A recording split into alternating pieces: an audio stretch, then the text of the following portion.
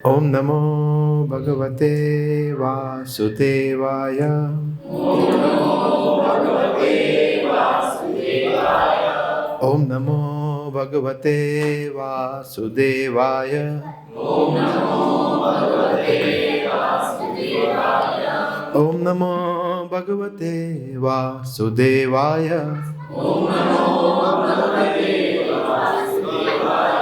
ओम अज्ञानतिमिरान्धस्य ज्ञानाञ्जनशलाकया चक्षुरुन्मिलितं येन तस्मै श्रीगुरुवे नमः। श्रीचैतन्यमनोभीष्टं स्थापितं येन भूतले स्वयं रूप कदा मह्यं ददाति स्वपदान्तिकं। वन्देऽहं श्रीगुरो श्रीयुतपदकमलं श्रीगुरून् वैष्णवांश्च साग्रजातं सहगण रघुनाथान्वितं तं सजीवं साद्वैतं सावधूतं परिजनसहितं कृष्णचैतन्यदेवं श्रीराधा कृष्णपादा सहगण ललिता श्रीविशाखान्वितांश्च। हे कृष्ण करुण सिंधु दीनबंधो जगत्पते गोपेश गोपिका कांत राधा कांत नमोस्तुते। तप्त कांचन गौरांगी राधे वृंदावनेश्वरी वृषभानुसुते देवी प्रणमामि हरिप्रिये। वाञ्छाकल्पतरुभ्यश्च कृपा सिन्धुभ्य एव च पतितानां पावनेभ्यो वैष्णवेभ्यो नमो नमः। श्री कृष्ण चैतन्य प्रभु नित्यानंद श्री अद्वैत गदाधर श्रीवास आदि गौर भक्त वृंद।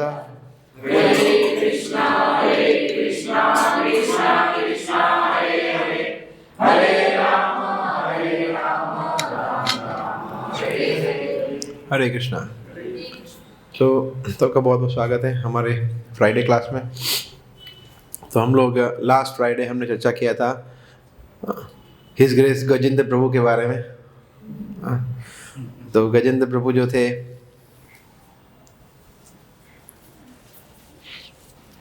जो पहले उन्होंने संघर्ष किया काफ़ी समय तक। कितने समय तक संघर्ष किया था उन्होंने? 1000 देवताओं के वर्ष, है ना। मतलब हमारे तो कई लाखों लाखों करोड़ों वर्ष हो जाए। और फिर अल्टीमेटली हमने देखा था, तो हम जो लोग लास्ट सेशन में नहीं आ पाए थे या जो लोग थोड़ा भूल गए होंगे उनके लिए रिफ्रेश कर लेते 1-2 मिनट में हम, कि लास्ट सेशन में हमने क्या देखा था कि ये कथा जो है वो कहाँ पे होती है? क्षीर सागर में कौन सा पर्वत है लंबा और चौड़ा? त्रिकुट पर्वत। और उसमें बहुत सारी घाटियाँ है। उसमें कौन सा एक बहुत सुंदर उद्यान था, गार्डन था? ऋतुमत, है ना। माता जी आप पूरा तैयारी करके आए हैं, 100 आउट ऑफ 100। तो ऋतुमत नाम से एक उद्यान था। वहाँ पे एक लेक था, वहाँ पे ये लीला हुई। और हम देखते हैं कि फिर गजेंद्र है वो किस तरह से शक्तिशाली था कि उसके पैर रखने से पूरा त्रिकुट पर्वत कांप उठता था। सोचिए, सो पावरफुल। और वहाँ पे वो जब उसको प्यास लगी, बहुत ज़्यादा थक गया था, तो उसने स्नान किया, पानी पिया, बच्चों को पिलाया, खुद पिया और बहुत ही आराम से आनंद ले रहा था। और तभी एकदम से एक मगरमच्छ आया और मगरमच्छ ने उसका पैर पकड़ लिया। और मतलब हम जनरली पैर पकड़ते हैं उनका आशीर्वाद प्राप्त करने के लिए, मगर ये ऐसा पैर नहीं पकड़ा था, है ना। बहुत ही मगरमच्छ के चंगुल में आने के बाद मतलब व्यक्ति का जीवित रहना ऑलमोस्ट इम्पॉसिबल हो जाता है। तो गजेंद्र हालांकि बहुत शक्तिशाली था और हमने अनेक शिक्षाएं ली थी कि किस तरह से फॉरेन एनवायरनमेंट में था। तो एक भक्त है, वो उसके लिए फॉरेन एनवायरनमेंट है, बाहरी एनवायरनमेंट है माया, और साहजिक एनवायरनमेंट है जो मगरमच्छ के लिए था पानी, वो है भगवान की योग माया शक्ति या भक्तों का संग। उस तरह से हमने समझा था। और फिर स्टोरी ऐसे आगे बढ़ती है कि फिर गजेंद्र ने देख लिया कि मेरे पति पत्नी वहाँ पे, मतलब उनकी पत्नी, बच्चे, संबंधी वहाँ पे बैठे बैठे देख रहे थे पूरा शो और रो भी रहे थे, मगर कुछ कर भी नहीं सकते थे। वो सब लाचार थे। और गजेंद्र को रियलाइज हुआ फिर उस समय पे कि सिर्फ एक व्यक्ति मेरी सहायता कर सकता है, भगवान।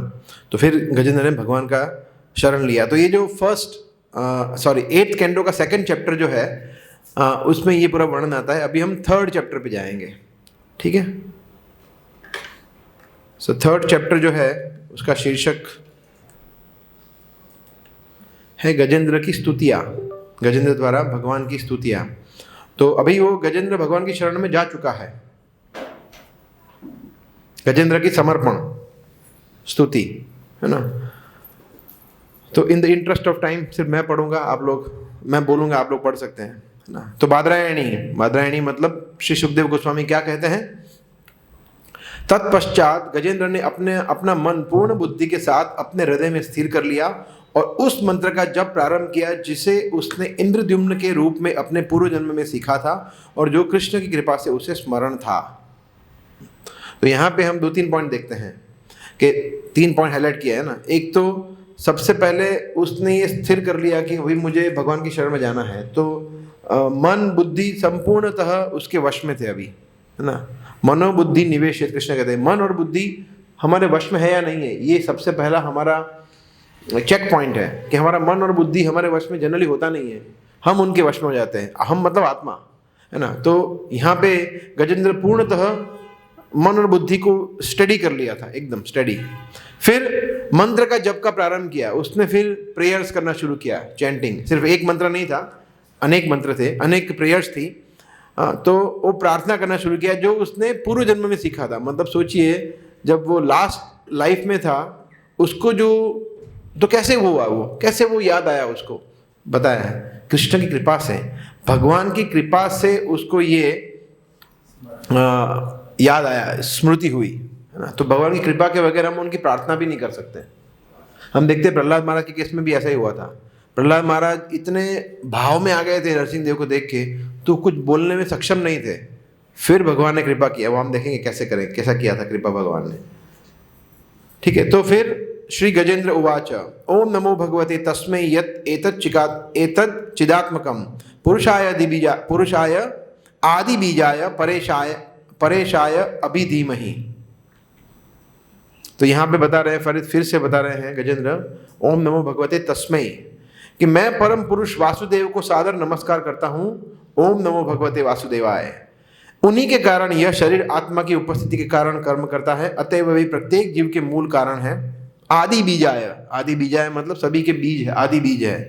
हाँ, वे ब्रह्मा पर ईशाय का मतलब है कि सभी ईश्वर के परम ईश्वर है, मतलब सभी देवता गण के। ब्रह्मा शिव जैसे महापुरुषों के लिए पूजनीय है और वे प्रत्येक जीव के हृदय में प्रविष्ट है। मैं उनका ध्यान करता हूँ। तो यहाँ बताया गया है कि एतत् चिदात्मकम का मतलब है परमात्मा स्वरूप में सभी के अंदर विद्यमान है, ऐसा।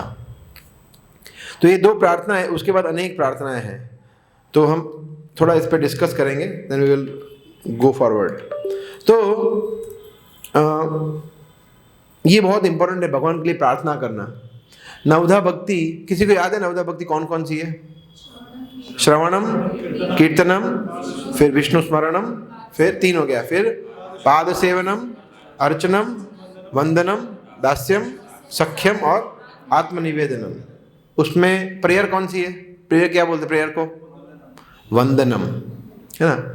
तो हमें ये नवधा भक्ति पता होना चाहिए और सभी नवधा भक्ति की जो मुख्य आचार्य है वही पता होने चाहिए, है ना। तो अभी हम उसका क्विज नहीं करेंगे यहाँ पे, डायरेक्ट सीधा वंदनम पे ही बात करते हैं। वंदनम के कौन है? नया आएगा, उद्धव, ध्रुव महाराज, पृथु महाराज, जो कृष्ण को लेके कैसे, हाँ उनका नाम क्या था? इन्होंने हिंट दे दिया, अक्रूर जी। हाँ, अक्रूर जी वंदनम के आचार्य है। हाँ, तो ऑफ कोर्स उसका मतलब ये नहीं है कि बाकी भक्तों ने, जैसे हनुमान जी दासत्व भाव में है, तो उसका मतलब ये नहीं कि और कोई भगवान के दास नहीं है, परंतु ये एक एग्जेम्पलरी फिगर है, एग्जेम्पलरी पर्सनालिटी है जो हमें सिखाते हैं। तो अक्रूर जी इस तरह से है, परंतु उसका मतलब अक्रूर जैसे हम सभी को भगवान का प्रार्थना करना चाहिए। तो ये बहुत ही अच्छा है। कभी कभी हम, ये डिफिकल्ट है एक्चुअली, भक्ति शास्त्र में ये असाइनमेंट देते हैं ना, अमला सीता महाराज जी को पता होगा कि कुछ प्रार्थना लिखिए भगवान के लिए, ऐसा देते हैं आपको, 10 मिनट टाइम है, लिखिए कुछ जो भी प्रार्थना आपको दिया था ऐसा। हाँ, तो ऐसे अभी कभी कभी आता है कि भगवान के लिए प्रार्थना लिखे, तो क्या लिखेंगे प्रार्थना? तो हमें सोचना चाहिए कि भगवान की प्रार्थना, तो जो भी हमें पता है कि भगवान कितने महान है, एक्चुअली प्रार्थना में मैं ऐसा समझता हूँ, भगवान की प्रार्थना जब करनी हो तो भगवान के 6 ऐश्वर्यों के बारे में सोचना चाहिए, तो ऑटोमेटिकली प्रार्थना याद है कि भगवान कितने ज्ञानी है। ओहो, फिर तो प्रार्थना ही प्रार्थना है, कितने सुंदर है, प्रार्थना ही प्रार्थना, कितने दयालु है। तो इस तरह से ऑफकोर्स 6 ऐश्वर्य तो है ही, उसके उपरांत भगवान की कृपा शक्ति है, दया शक्ति है, संदिनी संबित, तो भगवान की शक्तियों के बारे में सोचेंगे। जितना भगवान के बारे में सोचेंगे उतना हमें प्रार्थना करने में आसानी होगी। तो भगवान के बारे में कभी कभी लिखना चाहिए, कवि बनना चाहिए, पोएट बनना चाहिए, है ना। एक भक्त के 26 गुणों में से एक गुण ये भी है कि वो कवि होता है, ये तो पोएट। सो भागवतम जो है वो भगवान, अगर हमें दिक्कत होती है कि कहाँ से लिखे, है ना, तो क्या करना चाहिए, कहाँ से, उसका रेफरेंस बुक कौन सा है, प्रार्थनाओं का रेफरेंस बुक श्रीमद् भागवतम, है ना। उसमें प्रार्थना ही प्रार्थना है, हर स्कंद के ऑलमोस्ट हर एक दूसरे अध्याय में प्रार्थना है। आप सोचिए, ऐसा कोई भी नहीं है स्कंद जिसमें प्रार्थनाएं ना हो।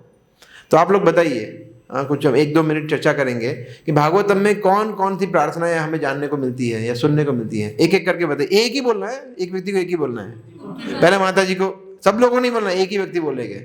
हाँ, माता जी से बोलिए, कोई बोलना चाहता है तो। कुंती महारानी, फिर दक्ष प्रजापति प्रार्थना करते हैं, प्रहलाद महाराज की प्रार्थना है, यस। और प्रभु जी इसमें से भीष्म स्तुति, हाँ भीष्म स्तुति है, यस।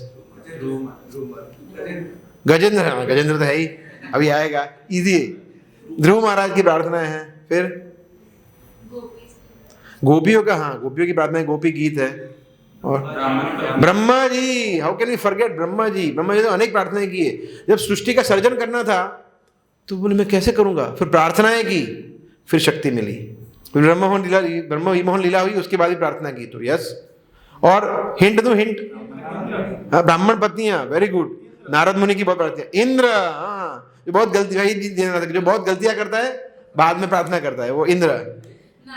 नाग पत्नी की प्रार्थना है, देखिए कितने सारे अभी आ ही रहे हैं, खत्म ही नहीं हो रहे हैं। और हाँ व्यासदेव ने प्रार्थना किया, यस, भगवान के। नारद मुनि आ गया, हाँ नारद मुनि है, नारद मुनि तो ऑफकोर्स, और भी है, बहुत सारे हैं, है ना।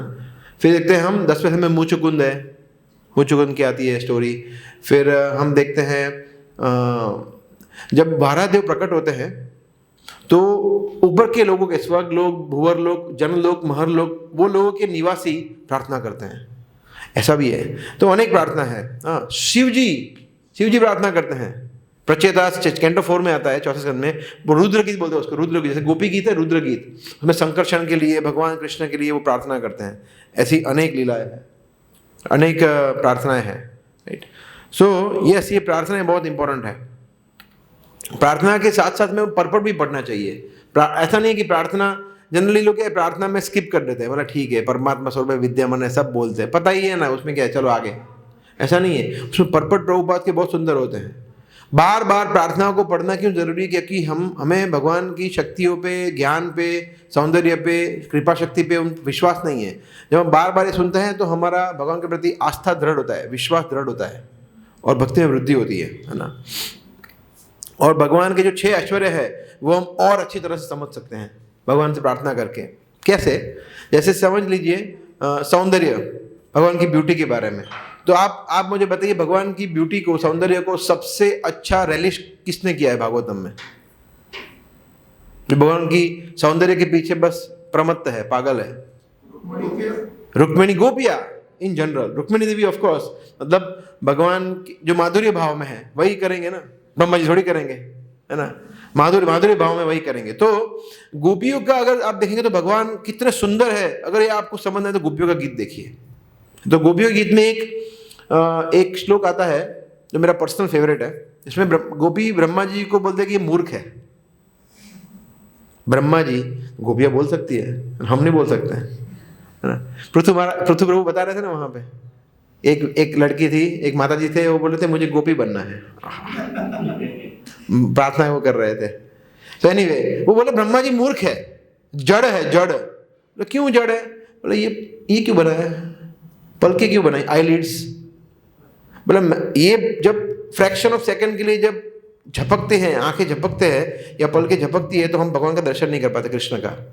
तो ब्रह्मा जी को अच्छा है, उन्होंने सृष्टि का रचना किया, नदियाँ बनाए, झरने बनाए, पहाड़ बनाए, ब्रह्मलोक बनाया, अपना लोक बनाया, सब बनाया, मगर मेन पॉइंट में गलती कर दी। यही मेन पॉइंट, दृष्टि कैसे कृष्ण पे हमारी स्थिर हो। तो ये आर्टिफिशियल कृत्रिम नहीं हो सकता, ये उनका सही में मूड है। तो ये गोपियों का प्रेम है।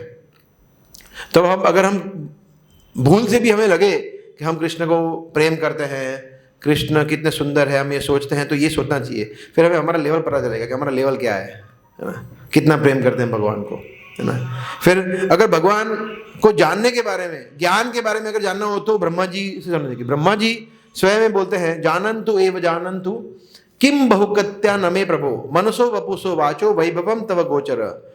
कि ब्रह्मा जी कहते हैं कि ऐसे अनेक लोग हैं जो ऐसा बोलते हैं कि हम जानते हैं, हम गीता डिस्ट्रीब्यूशन करने जाते हैं तो क्या बोलते हैं, बद्दू खबर छे प्रभु, તમે શું बोलो छो, सब पता है अपने को, सब पढ़ लिया है। वो श्लोक भी बोलते हैं कुछ लोग, तो उन्होंने ड्रामा किया था ना, श्लोक भी बोलते हैं। वह कौन सा श्लोक बोलना है, यदा ही धर्म से, हाँ पता है, यस गुड। एक बार मैं डिस्ट्रीब्यूशन कर रहा था, एक व्यक्ति ने शर्ट के बटन खोलना शुरू किया,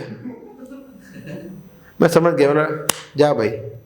तो क्या कर रहा था वो जने, मैं ब्राह्मण हूँ। हाँ हाँ समझ गया भाई, ब्राह्मण है तो क्या हो गया, ब्राह्मण गीता नहीं पढ़ते क्या, ब्राह्मणों को ज्यादा पढ़नी चाहिए और लोगों को वितरण करना चाहिए। पठन पाठन ब्राह्मण का तो ये स्वभाव है, लोग को पता नहीं है। तो इसलिए जो ऐसा समझते हैं कि हम सब कुछ जानते हैं, कृष्ण तो हमारे यूपी के है, यादव है, हमारे बिहार के है, आपड़ो लालो द्वारिका नो शू बात करो छो। हाँ, तो फिर वो सबसे बड़े मूर्ख है, वो समझ ही नहीं है। सो चीपली ले लेना। तो ब्रह्मा जी नहीं बोले, ब्रह्मा जी बोले मैं चतुर्मुखी ब्रह्मा ये डिक्लेयर करता हूँ, मनसो वपुसो वाचो वैभवम तब गोचर। हे कृष्ण, मेरे मन वचन कर्म से आपका जो वैभव है, आपका ओपुलेंस है, आप मैं समझ नहीं पाता हूँ। गोचर मतलब इंद्रिय, मतलब गो, चर अचर, और मैं समझ नहीं पाता हूँ। How can I understand you. ऐसा कृष्ण इतने स्वीट है, इतने सुंदर है, इतने अट्रैक्टिव है कि वो स्वयं भी अपने आप को नहीं समझ पाते। मतलब मैं इतना सुंदर हूँ, क्या बात कर रहे हो, रियली आई डोंट बिलीव। इसलिए वो राधा रानी का भाव लेके आते हैं चैतन्य महाप्रभु ग्रुप में। तो समझने के लिए किसी और का भाव लेना पड़ेगा ना, और सब राधा रानी से श्रेष्ठ कौन हो सकता है, चैतन्य महाप्रभु ग्रुप में आते हैं। तो ये होता है तब जाके, तो इसलिए प्रार्थनाएं बहुत इंपॉर्टेंट है। ठीक है,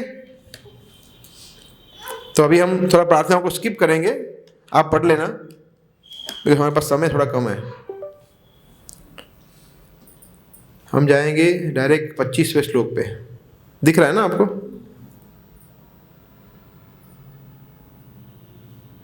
क्योंकि इसके बाद एक और चैप्टर हमें लेना है, जो फाइनल चैप्टर है, गजेंद्र का स्टोरी वहां समाप्त होता है। हाँ, आगे बढ़ते हैं। घड़ियाल के आक्रमण से, मतलब क्रोकोडाइल के आक्रमण से मुक्त किए जाने के बाद मैं और आगे जीवित रहना नहीं चाहता। ये एक प्रार्थना का भाग है। हाथी के शरीर से क्या लाभ जो भीतर तथा बाहर से अज्ञान से आच्छादित हो। मैं तो अज्ञान के आवरण से केवल नित्य मोक्ष की कामना करता हूँ। यह आवरण काल के प्रभाव से विनष्ट नहीं होता है। हमारे आचार्य बताते हैं मोक्ष मतलब वो ब्रह्मज्योति वाले मोक्ष की बात नहीं कर रहे हैं, यहाँ पे भगवान की सेवा का मोक्ष की बात कर रहे हैं। तो ये क्या बोल रहे हैं कि मैं मुक्त होने के बाद भी मुझे जीना नहीं है अभी, बस देख लिया सब, सो कॉल्ड परिवार, सो कॉल्ड मेरी शक्ति, सो कॉल्ड मेरा साम्राज्य देख लिया, भौतिक जगत में क्या है सब देख लिया। अभी मैं ओम मेरे भगवान नारायण विष्णु कृष्ण मैं आपके पास आना चाहता हूँ। तो ये तात्पर्य पढ़ते छोटा सा, इस भौतिक जगत में प्रत्येक जीव अज्ञान के अंधकार से आच्छादित है। तो सिर्फ अज्ञान में वो हाथी नहीं है, हम सब है। इसलिए वेदों का आदेश है कि मनुष्य को गुरु के माध्यम से भगवान तक पहुंचना चाहिए, जिनका वर्णन तथा स्तुति गौतमी तंत्र में इस प्रकार की गई है, जो हम लोग गाते हैं। ओम अज्ञान तिमिरांधस्य ज्ञानांजन शलाकया चक्षुर उन्मिलितम येन तस्मै श्री गुरुवे नमः। मैं अपने गुरु को सादर नमस्कार करता हूँ, जिन्होंने ज्ञान के दीपक से मेरी उन आंखों को खोल दिया है जो अज्ञान के अंधकार से अंधी हो चुकी थी, है ना। हमें कि नहीं, मुझे तो ऐसा कुछ लगता नहीं है, मतलब अपना तो आंखों भाई खुली हुई है। तो ये आंखें नहीं है, जो मतलब दिव्य चक्षु है जो कृष्ण अर्जुन को दिए थे, जो दिव्य चक्षु जिससे दिव्य ज्ञान हृदय प्रकाशित हो, जन्मे जन्मे प्रभु से ही चक्षुदान दिलो जई, जो हमारे गुरुजन हैं, प्रभुपाद है, वो हमें जब कुछ चक्षु देते हैं तब हम समझ पाते हैं। इसलिए हम लोग अज्ञान तिमिरांधस्य मतलब भयंकर अंधकार में हमारा जन्म हुआ है, एक्चुअली ऐसा है ना, जब जन्म हुआ है तो ये पार्थ है, कुछ पता है वो देखो मोबाइल खा रहा है, उसका वो मोबाइल का वो कवर खा रहा है, उसको पता है वो खाने की चीज़ नहीं है, बोलते अज्ञानता। तो उसका हवसे नहीं, हम सब भी ऐसे ही थे, चिंता मत करें महाराज जी, हम भी ऐसे ही थे, हम भी कुछ और खा रहे थे, हम तो मिट्टी खा रहे थे। सभी बच्चे ऐसे ही होते जब पैदा होते तो, परंतु जब बड़े होते हैं तब भी अंधकार में ही रहना पसंद करते हैं, ये प्रॉब्लम है। बड़े हो जाने के बाद भगवान की शरण में जाना चाहिए, गुरु की शरण में जाना चाहिए। ठीक है, ओके, नेक्स्ट। हाँ, श्री सुखदेव, अभी प्रेयर्स खत्म होती है। श्री सुखदेव गोस्वामी ने आगे कहा, जब गजेंद्र किसी व्यक्ति विशेष का नाम न लेकर परम पुरुष का वर्णन कर रहा था तो उसने ब्रह्मा, शिव, इंद्र, चंद्र इत्यादि देवताओं का आह्वान नहीं किया, अतएव इनमें से कोई भी उनके पास नहीं आए। किंतु चूंकि भगवान हरि परमात्मा पुरुषोत्तम है, अतएव वे गजेंद्र के समक्ष प्रकट हुए। तो उन्होंने परम पुरुष, परम भगवान, उसी की बातें कर रहे थे गजेंद्र, है ना।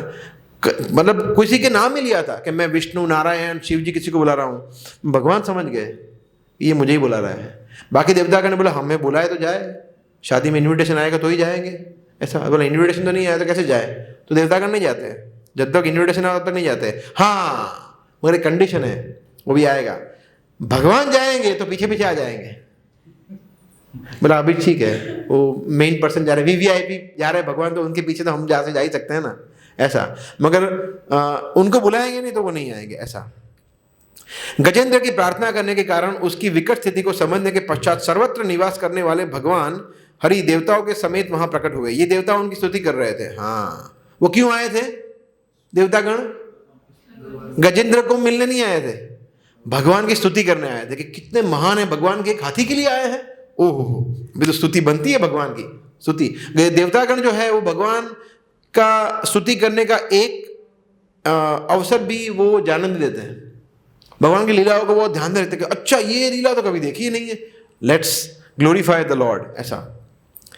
अपने हाथों में चक्र तथा अन्य आयुध लिए और अपने वाहन गरुड़ की पीठ पर सवार होकर वे तीव्र गति से अपनी इच्छा अनुसार गजेंद्र के समक्ष प्रकट हुए। नाउ भगवान की एंट्री हो रही है, और फिर ये सुंदर श्लोक गा रहे हैं। ये बता रहे हैं, ये श्लोक है उसमें समरी है, पूरे गजेंद्र की लीला का समरी है। स्वंतः सरस उर्बलेन गृहीत आर्थो दृष्ट्वा गरुत्मति हरिम ख उपात चक्रम उत्क्षिप्य साम्बुजकरम गिरिमाह कृच्छान नारायण अखिल गुरो भगवन् नमस्ते, नारायण अखिल गुरो भगवन् नमस्ते, नारायण अखिल गुरो भगवन् नमस्ते। ये यहां बता रहे हैं कि आर्त बहुत ही दुखी था, बहुत ही दुखी था। कौन? गजेंद्र।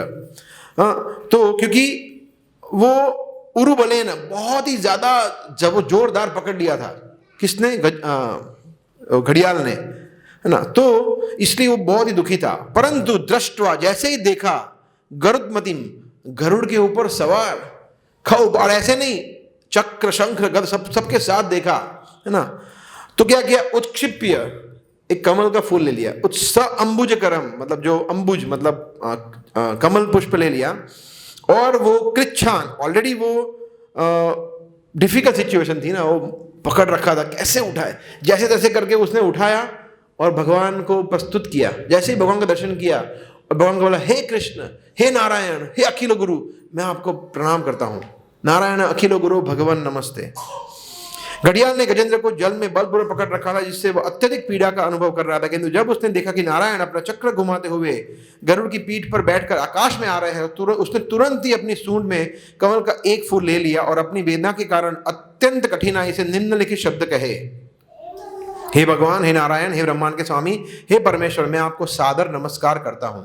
यस, तो ये है गजेंद्र का जो मूड है वो ये है।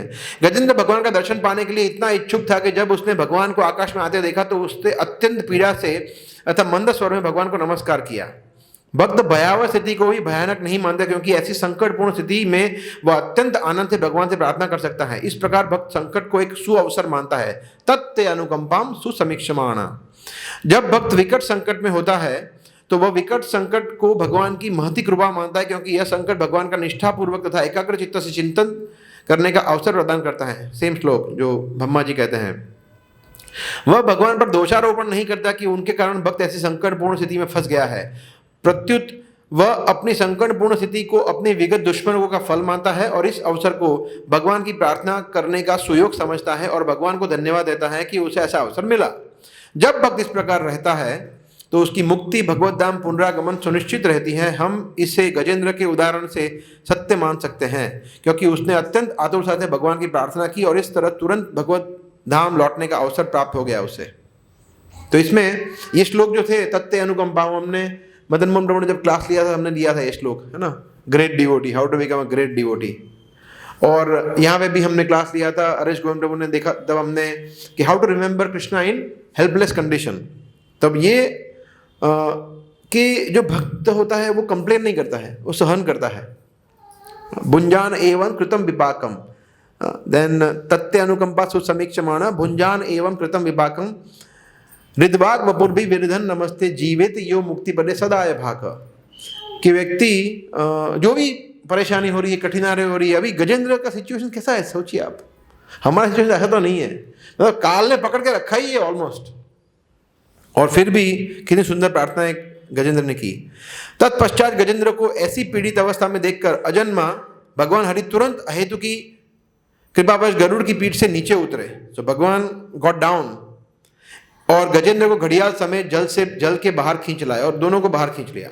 तब समस्त देवताओं की उपस्थिति में जो सारा दृश्य देख रहे थे, भगवान ने अपने चक्र से घड़ियाल के मुख को उसके शरीर से पृथक कर दिया। इस प्रकार उन्होंने गजेंद्र को बचा लिया। तो यहाँ पे जो मगरमच्छ था, भगवान ने उसको अपने सुदर्शन चक्र से उसको मुक्त कर दिया और गजेंद्र को भी मुक्त कर दिया। तो ये सेकंड चैप्टर जो गजेंद्र की स्तुतियां है वहाँ पे ये समाप्त होता है। तो इससे हम देखते हैं दो तीन चीज़ें और फिर नेक्स्ट चैप्टर पे जाएंगे कि भगवान जो थे जब वो आए तो उनके साथ साथ देवतागण भी आए। तो ये हम देखते हैं यस्मिन तस्मिन तुष्टे जगत तुष्टम, ये हमारे वेदों में कहा गया है कि अगर कृष्ण को संतुष्ट करते हैं, भगवान को संतुष्ट करते हैं, तो न केवल देवी देवता, आपके माता पिता भाई बहन परिवार सब संतुष्ट हो जाते हैं। कुछ करने की जरूरत नहीं है, आपके क्लाइंट भी संतुष्ट हो जाएंगे, क्लाइंट बॉस भी संतुष्ट हो जाएगा। अरे ऐसा कैसे होता है, इम्पॉसिबल, करके देखो। मगर प्रॉब्लम क्या है कि हम कृष्ण को संतुष्ट नहीं कर पाते हैं, है ना। हमारा मटेरियल डिजायर रहता है कि मैं ये भी करूंगा ये भी करूंगा, तो अगर मिक्स्ड होगा तो फिर नहीं चलेगा, है ना। Unconditional surrender, right.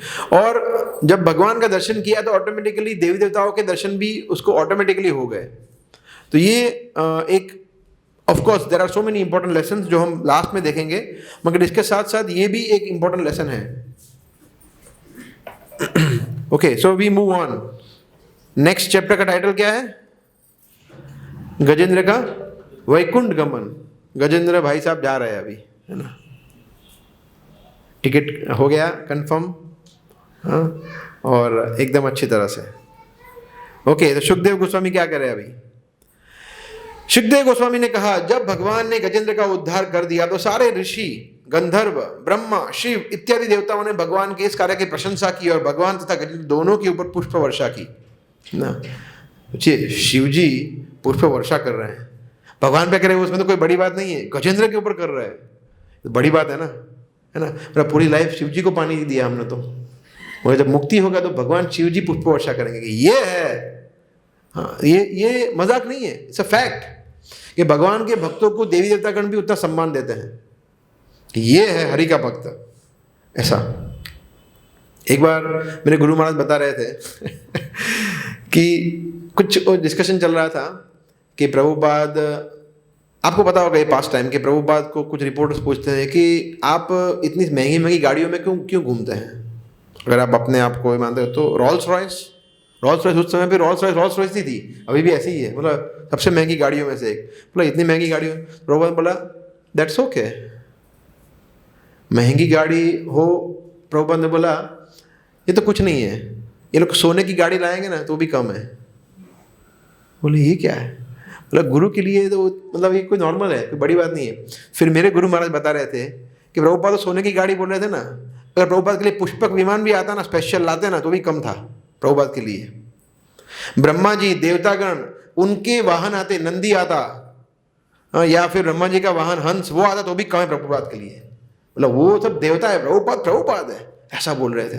तब मैं सोचा तो बात तो सही है, प्रभुपाद जो है वो देवी देवताओं को भी पूजनीय है। तो यहाँ पे हम गजेंद्र, देखिए गजेंद्र ने क्या किया, गजेंद्र ने कुछ भक्ति नहीं किया था, पिछले जन्म में किया था ऑफ कोर्स, बट इसमें तो सिर्फ उसने एक कमल पुष्प ऑफर किया और शिव जी पुष्प वर्षा कर रहे हैं। Can you imagine? तो प्रभुपाद का, जिन्होंने पूरा अपना जीवन दे दिया है, हमारे गुरुजन है, उनकी तो बात ही क्या करें। स्वर्ग लोक में दुंदुभिया बजने लगी और गंधर्व लोग तो वेट करते हैं कब नृत्य करने का मौका मिले, है ना। हमारे यहाँ पे कुछ गंधर्व होते हैं ना मंदिर में, संडे फीस्ट में प्रकट होते हैं, संडे फीस्ट में नहीं सॉरी, संडेज को, है ना। वो गोल गोल घूमते हैं बोला, मगर वो गंधर्व भगवान की प्रसन्नता के लिए नृत्य करते हैं। ये गंधर्व इंस्टाग्राम में रील्स में लाइक्स आए उसके लिए करते हैं, है ना, तो वो अलग है। नाचने गाने लगे और महान ऋषि चारण लोग एवं सिद्ध लोग के निवासियों ने भगवान पुरुषोत्तम की स्तुतियां की। जो अपना अपना श्रेष्ठ कंट्रीब्यूशन है सब लोग कर रहे हैं। जो लोग श्लोक बोल सकते हैं, स्तुति कर सकते हैं, उन्होंने स्तुति की। जो डांस कर सकते हैं उन्होंने डांस किया, जो गा सकते हैं उन्होंने गाया। सो अपनी बेस्ट क्वालिटी को भगवान की सेवा में यूज करना, ये हम देवताओं से भी सीखते हैं, है ना। इंद्र डांस नहीं करते, इंद्र को डांस करना नहीं आता है, मगर इंद्र करवा सकते हैं। बोला आओ सबसे बेस्ट डांसर कौन है, भगवान के डांस करो। गंधर्व लोक के वासी है, वो गाना बजाना वो सब कर सकते, स्तुतियां नहीं कर सकते। स्तुतियां करने वाले ऊपर के लोकों में होते हैं, ऐसा। ओके, अभी थोड़ा हम हिस्ट्री में जा रहे हैं। गंधर्वों में श्रेष्ठ राजा हुहु देवल मुनि द्वारा शापित होने के बाद घड़ियाल बन गया था। अब भगवान द्वारा उद्धार किए जाने पर उसने एक सुंदर गंधर्व का रूप धारण कर लिया। यह समझकर कि यह सब किसकी कृपा से संभव हो सका, उसने तुरंत सिर के बल प्रणाम किया और श्रेष्ठ श्लोकों से पूजित होने वाले परम नित्य भगवान के लिए उपयुक्त स्तुतियां की। देखिए हुहु ने भी की स्तुतियां, यहाँ पे उसका डिस्क्रिप्शन नहीं है पर उसने भी की है ना। तो हुहु, अच्छा ये जो मगरमच्छ था उसका हिस्ट्री ऐसा था, इंद्रद्युम्न का हिस्ट्री, गजेंद्र का हिस्ट्री तो बताएंगे अभी आगे, इसी में आएगा, मगर इसमें हिस्ट्री इतना ही है, इसमें और कुछ नहीं है। मगर विष्णु पुराण में है, हमारे आचार्य बताते हैं कि हुहु का क्या हिस्ट्री था। हुहु जो था वो गंधर्व था, और गंधर्व होते हैं आसपास में सुंदर स्त्रियां होती हैं, तो वो तो एकदम अलग मूड में था, वो भक्त नहीं था बाय द वे। तो वहां पे देवल ऋषि थे, वो पानी के अंदर कुछ तपस्या कर रहे थे, अर्चन कर रहे थे, कुछ प्रार्थनाएं कर रहे थे। तो उसने बोला इनका थोड़ा मजाक करता हूँ, तो जाकर उनका पैर पकड़ लिया, बोला मजा आया ना। तो देवल ऋषि बहुत क्रोधित हो गए, उन्होंने शाप दिया कि तुम्हें बहुत अच्छा लगता है ना पैर पकड़ना, जाओ तुम मगरमच्छ बन जाओ, सबके पैर ही पकड़ना। तो मगरमच्छ का काम ही यही है ना, जो भी आता है उनको पकड़ के ऐसे ही खाता है। तो वो मगरमच्छ बन गया। फिर उन्होंने दया भी आई, उन्होंने बोला कि ठीक है तुम्हारा एक भगवान के भक्त के द्वारा उद्धार भी होगा, ऐसा। तो ये शॉर्ट में उसका स्टोरी था, इसका नाम था हुहु गंधर्व। यहां बताया कि वो राजा था गंधर्व का, सोचिए फिर भी कैसी गलतियां करते हैं। भगवान की अहेतु की कृपा से अपने पूर्व रूप को पाकर राजा हुहु ने भगवान की प्रदक्षिणा की और उन्हें नमस्कार किया। तब ब्रह्मा इत्यादि समस्त देवताओं की उपस्थिति में वह गंधर्व लोक लौट गया। वह सारे पाप फलों से मुक्त हो चुका था।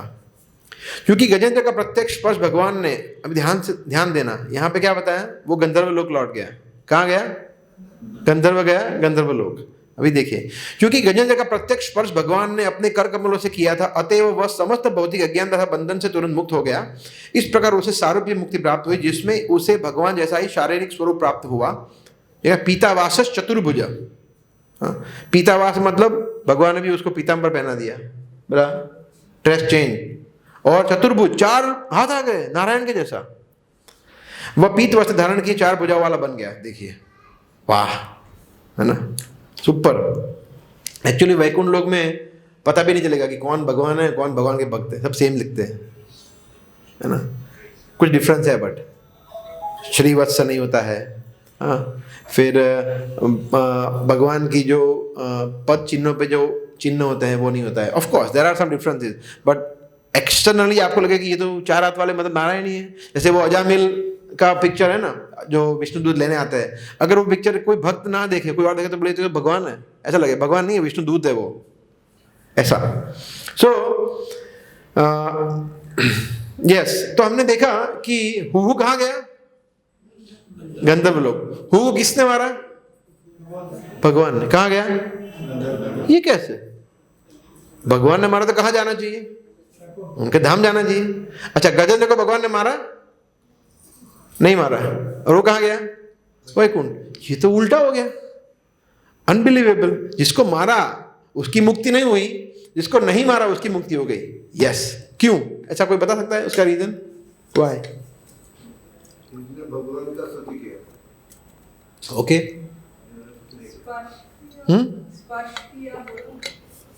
यस, स्पर्श किया, मगर क्यों? फिर भी जनरल क्या है रीजन? हाँ, क्योंकि वो, यस, तो आप लोग क्लोज है। वो भक्त नहीं था, हु। तो भक्त नहीं है ना, उसको कुछ नहीं होता। भगवान मारे ना उसको तो भी उसको नहीं मिलती है मुक्ति, वो भक्त नहीं है। तो हम देखते हैं शिशुपाल, रावण, वो अलग है, वो जय विजय, वो स्पेशल केस है, वो अलग है, वो भक्ति है, जय विजय परम भक्त है और भगवान की लीला। बट जनरली स्पीकिंग जो भी असुरों का वध करते हैं, या तो भगवान उसे सायुज्य मुक्ति देते हैं, मतलब ज्योति में लीन हो जाने का, या फिर उसको भगवान कुछ देते ही नहीं मुक्ति ना, उसको जहाँ पे था वहाँ पे चला जा, गंधर्व लोग। जैसे वो आता है ना यमला अर्जुन वृक्ष, उनका भी उद्धार किया, उनकी मृत्यु हुई ना, वृक्ष गिर जाए मतलब क्या हो गया? वो योनि से वो मुक्त हो गया, मगर वो गया कहाँ? अपने लोकों में। जो कुबेर, तो वहां चले गए, कुबेर के लोक में चले गए। भगवान ने मुक्ति नहीं दी, दर्शन किया, सब कुछ स्पर्श भी किया भगवान ने। फिर भी भक्त होना जरूरी है, सिर्फ स्पर्श जरूरी नहीं है। भगवान के सुदर्शन चक्र ने भगवान का मगरमच्छ का स्पर्श किया।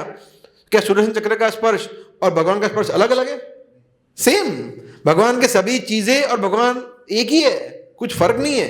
सुदर्शन चक्र भी टच करे तो भी सेम है, परंतु ऐसा नहीं हुआ। और गजेंद्र, जैसे माता जी बता रहे, उसके विपरीत टच किया भगवान ने गजेंद्र को। हाँ, और वो भक्त था, गजेंद्र भगवान का भक्त था। एक इसको स्टोरी आएगा आगे, इंद्रद्युम्न राजा था, इसके लिए भगवान ने उसको मुक्ति दी। तो ये बहुत इंपॉर्टेंट लेसन हम समझते हैं कि कोई भी क्वालिटी हो किसी के अंदर, कितना सुंदर हो, अच्छा दिखता हो, बोलता हो, पैसे वाला हो, भक्त नहीं है, जीरो है।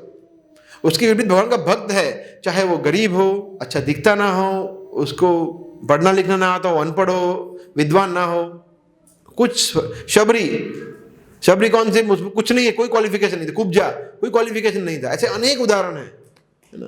तो ये इससे हम समझते हैं कि सबसे इंपॉर्टेंट क्वालिफिकेशन, योग्यता है भगवान का भक्त बनना, और कोई क्वालिफिकेशन है ही नहीं, है ना। सो भगवान यहाँ पे गजेंद्र को जिस तरह से, हाँ अच्छा, दूसरा आप बताइए, और कोई डिवोटी जिसको भगवान ने स्पर्श किया और भगवान ने उसका उद्धार किया? हाँ, अहिल्या है, यस। फिर अभी हम बता रहे थे ना प्रहलाद महाराज के केस में कि प्रहलाद महाराज स्तुति नहीं कर पा रहे थे, तो भगवान ने अपना कर कमल उनके सर पे रखा, और हालांकि वो शुद्ध भक्त ही थे पहले से ही, उन्होंने, भगवान ने 100% शुद्ध कर दिया, और वो जो ग्लोरीज उन्होंने भगवान की गाई, उसके बाद प्रहलाद महाराज की स्तुतियां, one of the best in Bhagavatam.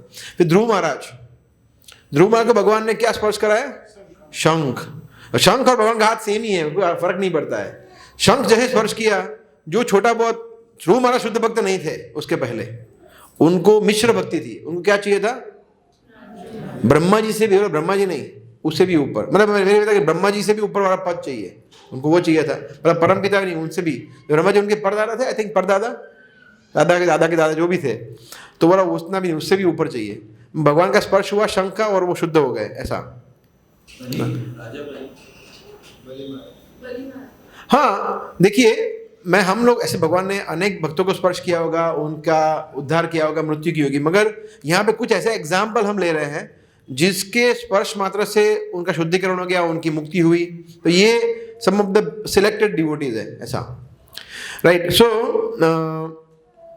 देखिए गजेंद्र, तो इससे हम समझते हैं, भगवान जो गीता में कहते हैं ना, नमे भक्त प्रणश्यति, उसका मतलब क्या कि अगर आपने भक्ति की हुई है, फिर आपको पूरी लाइफ, अगर आप निर्धन रहे कोई फर्क नहीं पड़ता है, पूरी लाइफ आप रोगी रहे, पूरी लाइफ आप अज्ञानी रहे, कोई फर्क नहीं पड़ता है, भक्ति इंपॉर्टेंट है, फिर एवरीथिंग इज सेकेंडरी। इसका मतलब ये है कि भगवान हमेशा रक्षा करते हैं, ऐसा, राइट। सो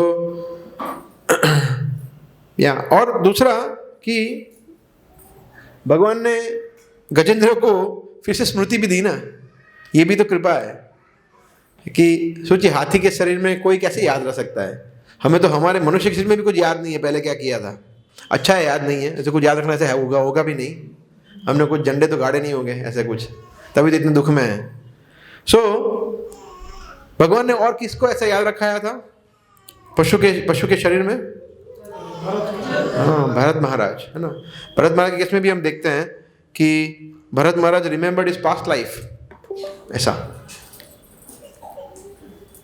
ठीक है, तो अभी हम इस चैप्टर को पूर्ण कर देंगे, उसके बाद डिस्कशन करेंगे।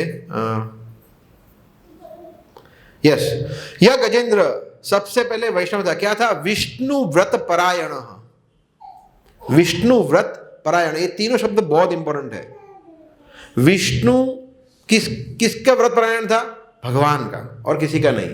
फिर विष्णु परायण होते हैं, परंतु वो परायण मतलब विष्णु के भक्त, मगर वो व्रत के जैसा था कि और किसी की मतलब संरक्षण में, किसी के शेल्टर में जाऊंगा ही नहीं।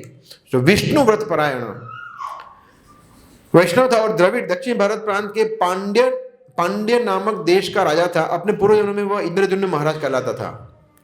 नाम क्या था? इंद्रद्युम्न इति ख्यातो विष्णु व्रत परायण गजेंद्र।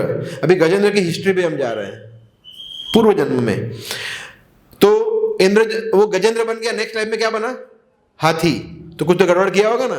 अभी क्या गड़बड़ किया है वो बता रहे हैं। गड़बड़ नहीं किया था हालांकि, बट देखते हैं। इंद्रद्युम्न महाराज ने गृहस्थ जीवन से वैराग्य ले लिया। सोचिए, राजा ने गृहस्थ जीवन से वैराग्य ले लिया और मलय पर्वत पर चले गए, जहां उनका आश्रम एक छोटी सी कुटिया के रूप में था, सीधा महल से सीधा इधर। ऐसे हमारे संतान भी अनेक भक्त हैं जो अपना वैभव सब कुछ छोड़ के वानप्रस्थ ले लेते हैं और मंदिर में झाड़ू लगाते हैं, छोटी छोटी सेवाएं करते हैं। ऐसे अनेक भक्त हैं जो वेल सेट है, करोड़पति है, पर अभी नहीं ठीक है, वृंदावन, अहमदाबाद, मुंबई, कहीं भी उनके मंदिर में स्थित हो जाते हैं, सेवाएं करते हैं, प्रचार करते हैं, जो भी छोटा मोटा होता है सेवा, पर उनको अभी बस धन नहीं कमाना है। तो ये उसी का एग्जाम्पल है इंद्रद्युम्न। छोटी सी कुटिया में रह रहे थे। सोचिए, उनके सिर पर जटाएं थी और वह सदैव तपस्या में लगा रहता था। एक बार वह मौन व्रत धारण किए भगवान की पूजा में तल्लीन था और भगवत प्रेम के आनंद में डूबा हुआ था, है ना। और तब कुछ गड़बड़ हुआ। यत इच्छया तत्र महाशया मुनि। और फिर एक मुनि आए वहां पे। कौन मुनि थे? अगस्त्य मुनि। जब इंद्रद्युम्न महाराज भगवान की पूजा करते हुए ध्यान में तल्लीन थे, तो वो अगस्त्य मुनि अपने शिष्य मंडली समेत वहां पधारे। जब मुनि ने देखा कि राजा इंद्रद्युम्न एकांत स्थान में बैठकर मौन साधे हैं और उनके स्वागत के शिष्टाचार का पालन नहीं कर रहे, तो वे अत्यंत क्रुद्ध हुए। तो ये सब मुनि होते हैं, वो कभी भी गुस्सा हो सकते हैं, है ना। तो ये हालांकि वो गलत भी नहीं है कि ब्राह्मणों का सत्कार करना चाहिए, अगर वो सिखाएंगे नहीं। जैसे प्रभुपाद की कभी कभी क्रोध करते थे, मगर वो अपने लिए क्रोध नहीं करते थे, एक शिष्टाचार को स्थापित करने के लिए। हमारे गुरुजन भी कभी कभी क्रोध करते हैं कि क्या कर रहे हो। जैसे फॉर एग्जांपल कुछ दीक्षा विधि है और वहां पे कुछ ठीक ठाक चीजें नहीं रखी है, तो बोला ऐसे नहीं करना है, ऐसे करना है, ऐसा। तो यहाँ पे एक शिष्टाचार को प्रस्थापित करने के लिए कि नहीं, ब्राह्मणों को कैसा आदर सत्कार देना चाहिए, तो उसके लिए वो क्रुद्ध हुए। जब अगस्त्य मुनि ने राजा को यह शाप दे दिया, इंद्रद्युम्न तनिक भी भद्र नहीं है, नीच तथा अशिक्षित होने के कारण इसने ब्राह्मण का अपमान किया है, अतएव यह अंधकार प्रदेश में प्रवेश करे और आलसी मूक हाथी का शरीर प्राप्त करे। हाथी ऐसे होते हैं ना, आलसी पड़े रहते हैं, तो बोला तू हाथी बन जा। जैसे किसने वो श्राप दिया किसी व्यक्ति को कि तुम्हें कपड़े पहनने का ढंग नहीं है, तुम वृक्ष बन जाओ? किसको दिया? हाँ, तो जैसे जैसे व्यक्ति का स्वभाव होगा वैसे ही उसके नेक्स्ट योनि मिलेगी। श्राप साइंटिफिक होता है, ऐसे ही उलट सुलट श्राप नहीं देते। ऐसे वो गले में श्राप डाला था किसने? परीक्षित महाराज ने। किसके? क्या नाम था उनका? हाँ, श्रृंगी। हाँ, तो श्रृंगी ने जब उन्होंने मुनि के श्राप डाला, तो उन्होंने क्या दिया? उन्होंने कि वही सांप जो डाला ना वही मारेगा। तो इतना टेक्निकल होता है साइंस। ऐसे ही वो कुछ रैंडम श्राप नहीं देते, तो यहाँ पे भी ऐसे ही श्राप दे रहे हैं। देखिए, हाथी अत्यंत, अभी हम समझा रहे, हाथी अत्यंत बलिष्ठ होता है, उसका शरीर अत्यंत भारी होता है, वह कठोर श्रम कर सकता है और प्रचुर भोजन खा सकता है, फिर भी उसकी बुद्धि उसके आकार तथा बल के अनुरूप नहीं होती है। हम भी ऐसे ही है, हाथी के जैसे। हमारी बुद्धि जो भगवान की सेवा में लगाना है, खाते हैं पूरा है, 4-5 रोटियां प्रभु जी आने दो, 4 गुलाब जामुन, 5 समोसे, हाथी की तरह खाते हैं, मगर बुद्धि है वो मोटी की मोटी रहती है, बुद्धि भगवान के चरणों में जाती नहीं है। इससे हमें समझते हैं ये खाना कम है, भगवान की सेवा में बुद्धि ज़्यादा लगानी है। इस तरह इतने शारीरिक शक्ति होते हुए भी वो मनुष्य का चाकर बनकर काम करता है ना।